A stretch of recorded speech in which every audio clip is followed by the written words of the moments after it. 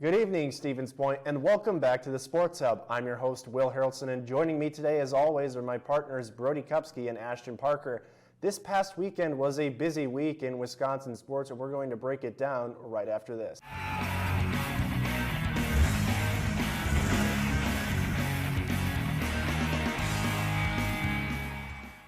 This past weekend was a rough weekend for Pointers athletics. Neither the Stevens Point volleyball team or the UWSP football teams were able to pick up wins. Starting with the football team, really what else was there to say other than it was true dominating performance by UW River Falls, winning 56-3. Neither of UWSP's quarterbacks could gain any rhythm, resulting in 3 total interceptions for the Falcons defense. So guys, homecoming, this upcoming Saturday. How do the Pointers put this blowout loss behind them? I'll start with you, Brody. So I feel like they can put this behind them because the opponent they're playing is Platteville, and Platteville has not been that great in football the last few years now. Both teams are pretty much at the bottom of the standings in the WIAC conference at 0-1. They're both 1-3. It should be a game they could win, but knowing how the Pointers have been playing, although I will say River Falls is a really tough opponent. We had discussed this during games, but it's a game they could possibly win. I think this game is a tale of two teams that are really struggling to find out who they are exactly. Would you say that's the case, Ashton? Yeah, I would, and I guess This week is important because it really does tell the Pointers, where they are in terms of where they are in the WIAC. If they beat Platteville, it'll be their first conference win in a very long time. It'll be a much noticeable improvement of the season compared to other seasons like last year, or 2020 was COVID. And then previous year, we did have that win versus UW River Falls in 2019, but it's been a while, and I think if they're able to go to its homecoming week of UW Stevens Point, if they're able to go into Gerke Park Field and then beat Platteville, I think that will raise the confidence. It'll also just show that this is a better Pointers team than previous years. It would be their first WIAC win in over 3 years, and let that sit. Obviously, the COVID year, nobody played. Past 2 years, when they played a full season, they've been pretty rough stretches. And for a lot of Pointer fans, they were hopefully optimistic that Coach Luke Venet would change something. And he did in the first 3 games, but something didn't happen in that game against River Falls. Stevens Point actually decided to put in another quarterback because Schrader was struggling a bit. Can you guys kind of dive into the situation of why a coach would put a new quarterback in a game when that player hadn't had much playing time? Why throw him into the game then? I think it's just to get him experience to see how he'll fare against other teams. I know River Falls is a tough team to go up against, but you got to get that experience against these tough opponents to just kind of get you ready. Not that Schrader's a bad quarterback. He has shown flashes of greatness at his time here at Point, but it's just it's good to get a player in to get their experience, and maybe it'll create a controversy later. Who knows? I think establishing that quarterback system is pretty important at this point because no matter where you look, a dual quarterback system always has flaws, and to me, this is the upcoming a really important week, like you said. Team's going to figure out who they're going to have going forward. Yeah, I think just they just need to figure out some kind of structure. I feel like it's one of the main problems that the Point has with their football team is that they lack a sense of structure, they lack a sense of identity. Putting a different quarterback in is inherently, it's fine. Again, it depends on when it is. If the game's an absolute blowout like it was against River Falls, that's fine. Give the other person some experience. Have the starting quarterback come out and just rest up because likely chances they aren't going to come back from a huge deficit like it was unfortunately on Saturday against River Falls. So, but it's really, this is do or die week. If they aren't able to come up with a win against Platteville, then it's not going to look very good for the future. No, it won't, especially because they play their road games against the top 10 opponents all away, and both in Whitewater and both in lacrosse. And if it's any indication on how they played against one of the other top teams in the WIAC, could be in for a rough season. But crazier things can happen. Now on to Pointer's volleyball team. Much like the football team, the volleyball team really struggled at times. Last Friday, September 30th, the Pointers took on UW-Oshkosh in their third conference matchup of the season. After going down 2-0, the Pointers won set 3 before losing in set 4 to the Titans. The following match against Augsburg on Saturday, October 1st was almost a carbon copy of the game versus Oshkosh. The Pointers dropped the first 2 sets, won the third, then lost the fourth. Now the Pointers have a 2-game losing streak, so Ashton, I'll start with you this time. What do the Pointers do to right the ship and start winning again? Because anytime you lose 2 straight games, it's got to be kind of a shot to the gut. It's hard, especially after we had such recent success as a volleyball team. They had a massive winning streak. However, I think what the Pointers need to do is just need to clear their mind. They need to refresh.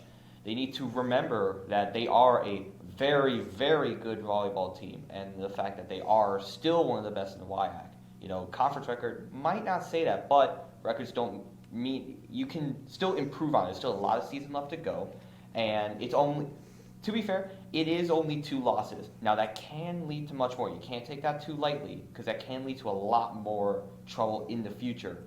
But I don't think we're at a point right now where the volleyball team has to go into crisis mode. They can just kind of reset, take just some time off mentally, shut down, start back up, do whatever, just to get back on their winning ways, because we know they can do it. Brody, you and I did the game. We called the game for 90 FM on Friday, and I did the game solo on Saturday. And when I say it was a carbon copy of the game on Friday, it was exactly the same thing. Mistakes in inopportune times, and really just not able to capitalize off of other mistakes is really what resulted in Stevens Point's downfall. Is that just something that you have to practice and get better at, or is it something that it's just execution in the moment that they struggle with? I feel like it's something you can practice, like the serves. You have a few missed serves here that can cost you a game. That you can work on in practice, and sometimes it is execution. Sometimes a team will just spike it in the area you're just not. It's part of the game. But there's a lot of good things on Friday night when you and I called the game, and there's a lot of bad things that just comes with every single game, really. Despite Point losing 3-1 in that first matchup against UW-Oshkosh, that match really felt a lot closer than maybe the final score indicated. There's a couple sets that maybe if few plays go their way, it's a different outcome. Now, Augsburg was a completely different story. They really were never in the first 2 sets, and then they won that third set, and then the fourth set, Augsburg won that one pretty handily. But it's kind of got to be a little bit of a gut punch to be handled kind of that way in your home gym. It always is, and it just is really disheartening because you try to go to your home gym, you try to put up a good fight for your fans, always trying to get a W no matter where you are, but especially at home because it's so important. And like I said, I'm just repeating it, but that's how important it is that I have to just keep saying it. The volleyball team just needs to just calm down. They just need to refresh, and that's really all I gotta say on the matter. Listen, be like Aaron Rodgers and relax. We'll Relax. be all right. Pointers will play at River Falls this Wednesday to try to get back into their winning ways. We're going to take a short break and come back with some regional sports action, so don't go away because we'll be right back. The Media Studies is a program for people who love to tell stories, whether that be in written form, visual, or audio. Media Studies is exciting because it's always fresh, it's always new. Media is at the center of everything we do. More and more people are asked to engage with media and use media. Our program really provides students with skills and techniques to be better prepared for that in the future. We offer courses in media production, both video and audio, nonfiction and fiction, music production, journalism, film studies. Media Studies is a great way to get hands-on experience in the field that you're looking to do. They teach you the basic concept behind everything, and then they tell you to go do it. We really pride ourselves on thinking of a wide set of opportunities that we can give our students. The student organizations are a great asset. We have SPTV, the student television organization, 90 FM, the radio, and The Pointer, our student-run newspaper. It's a great way for students to get involved, learn skills that they need for class, and meet new people. Some great facilities where our students can hone their skills. There's a giant studio in the center of the comm building. I've had quite a few classes in there. A lot of our classes are very hands-on, they're very interpersonal. You're getting the skills that will allow you to create your future, and I think that's what makes it a truly amazing experience for students. There's an incredible range of options for graduates. We've had students go out and become independent contractors, work for radio stations, newspapers, with TV stations. Everyone is different and they have their own unique style. In all the classes and all the student organizations you get involved in, you have a lot of flexibility to really create your own work and do it in a way that means something to you. We're excited to see what students are making and what they want to make, and how we can help students get from where they are to where they want to be. I'm in a video production class that's teaching me how to film documentaries. I'm also in a screenwriting class and I get to learn how to write movies. So I'm doing all these different cool things and I love it every day.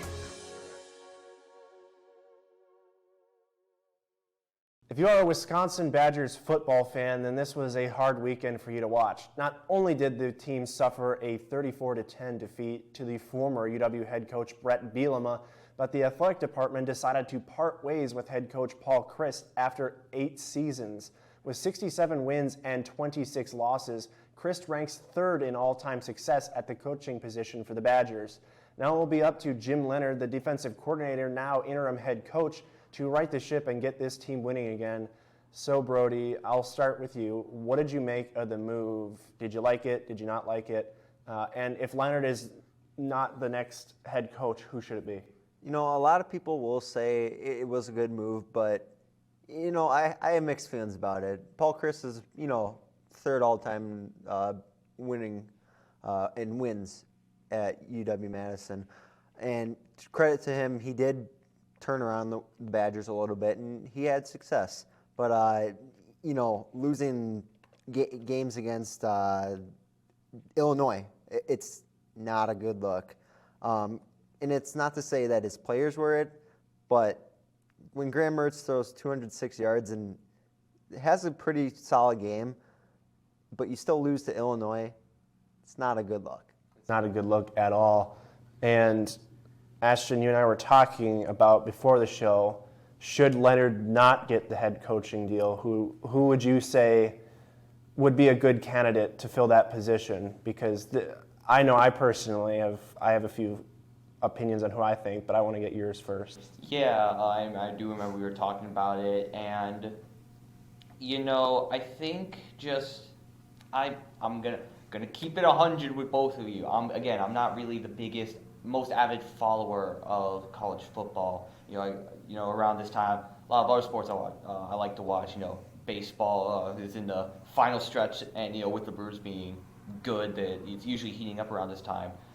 Packer football starts, and I'm usually more invested to that. But if you know, so I'm not entirely sure about, you know, who the available head coaches are because I've personally I kind of get how it is, but at the same time I don't get how the coaching like free agent market works. I'm assuming it's similar to the NFL, but at the same time it's kind of interesting that colleges will pay like a lot of money for a lot of for head coaches, and you know, to be fair, you know, a good head coach does bring a lot of success to a team. You know, see multiple examples that like too many for me to count off. But again, this move, I have a lot of mixed feelings about the Paul Krest move because, as you stated earlier, Paul was the 3rd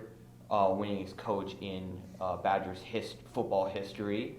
He led the Badgers to multiple 8+ win seasons, multiple bowl games. Now, to be fair, in recent years, 2020, 2021, the bowl games haven't been that prestigious. I think it was like the Duke Mayo Bowl, and then you had the Las Vegas Bowl last year after, frankly, a really good run. I think it was like 6+ wins. It was really nice stuff. But I think personally, it was time for a change because I feel like we need to freshen things up a bit around it. I feel like things were getting stale. You know, a lot of Badgers fans were starting to get really impatient, I feel like, and you know, I don't know how the rest of this entire rest of the season is just one giant question mark of how they're going to do.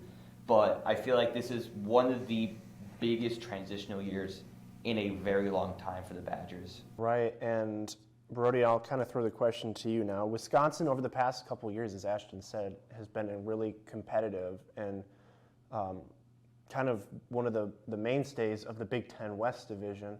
And now that there's a coaching vacancy, a lot of people are going to say this will be Jim Leonhard's chance to prove himself as a head coach. But I'll throw some names out there that are potentially in the conversation. Dave Aranda, he was the former defensive coordinator for Wisconsin, now the head coach for Baylor. Lance Leopold was actually the head coach for Whitewater, won those many Division III championships, is now the head coach at Kansas. He has them at 5-0. And then Matt Rule, he's the current Carolina Panthers head coach, not doing hot in the NFL, but last couple seasons he had at Baylor, they were really good.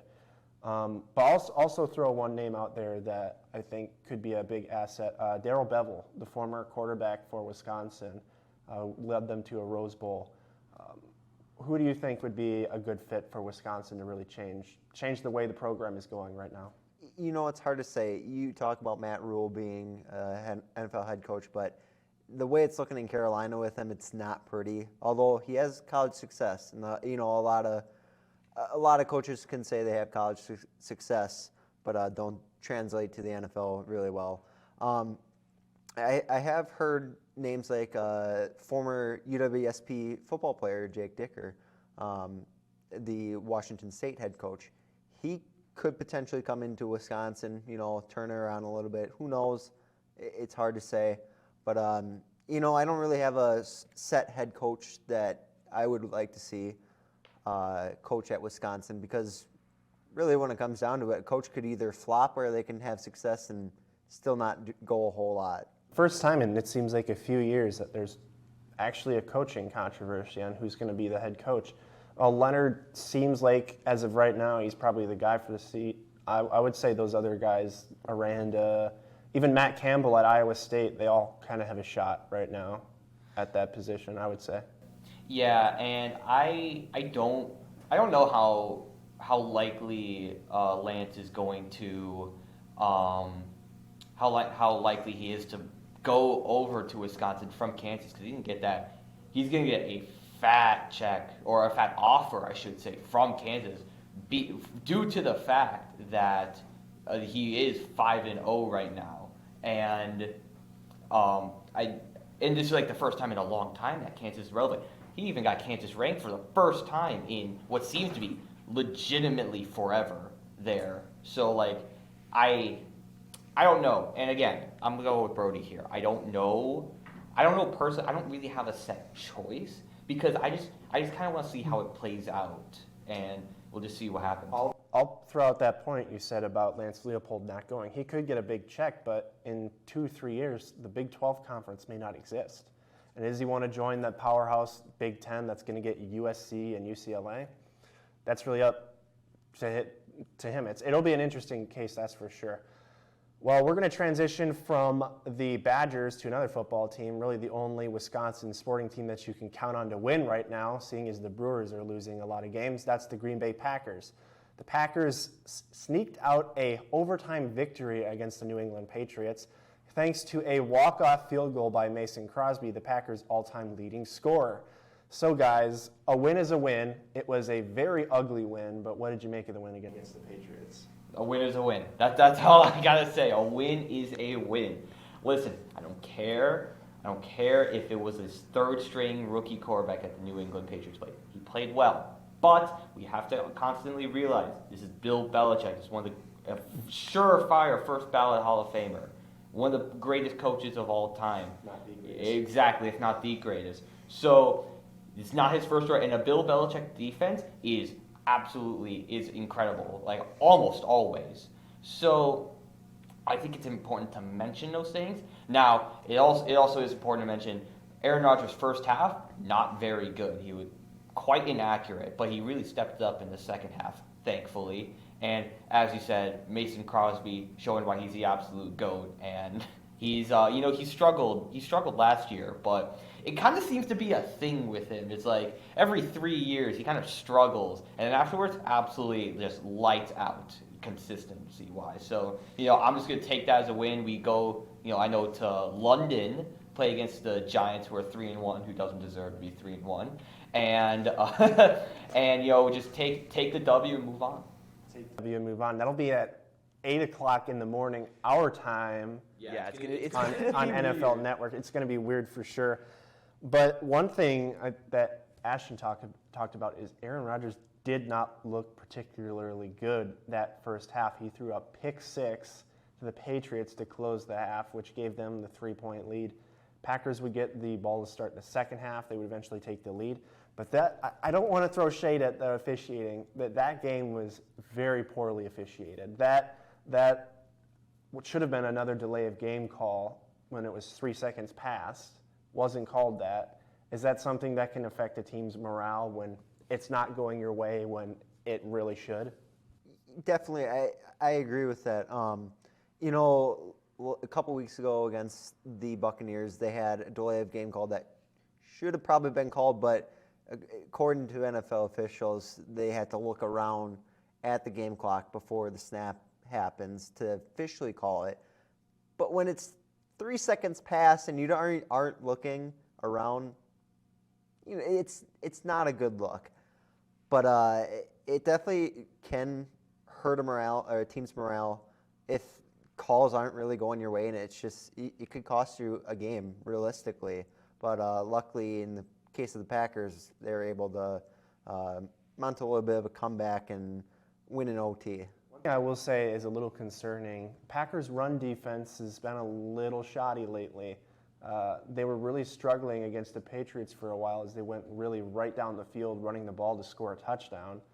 But another thing that was impressive, Romeo Doubs, once again, showing why he's a big time. And Watson as well. He got a jet sweep touchdown in the game. So rookie wide receivers are making an impact. Yeah, and I'm so happy that they are, especially with Romeo Doubs. It's easy to say that a player just had one good game, call it a fluke, whatever. But the fact that Romeo Doubs still did really well the next week shows a level of consistency and that you don't really see from a rookie either. He's gotten a couple touchdown passes already. He's only a rookie, and I think it's especially important, especially now, because a lot of people going into the season had a lot of doubts about the Packers receivers. It was you had Al Lazard, who's a good wide receiver, but he wasn't really known as this first guy, who's the first guy, wide receiver one. That was always Devontae Adams, but Romeo Doubs and Christian Watson stepping up, getting those big plays is absolutely huge for the overall team confidence as well. Because if Aaron Rodgers can trust both of the rookies, that is massive for the depth. Without question. And I think this has been a really interesting NFL season so far because there are some teams, like Ashton said, who are not predicted to do really anything, like the Giants, who are 3-1, the Dallas Cowboys, who with Cooper Rush have now won. Every time he started, they won 4 games. Undefeated quarterback Cooper Rush.